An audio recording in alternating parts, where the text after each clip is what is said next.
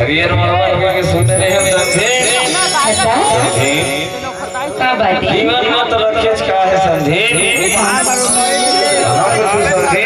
कहना जी का बात है रात छोड़े हमें समझे नहीं नहीं नहीं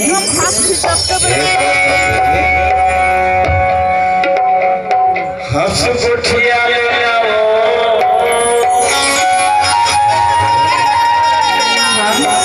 अनबो बका ले ला ऐसे बात है जी ये सगा समझे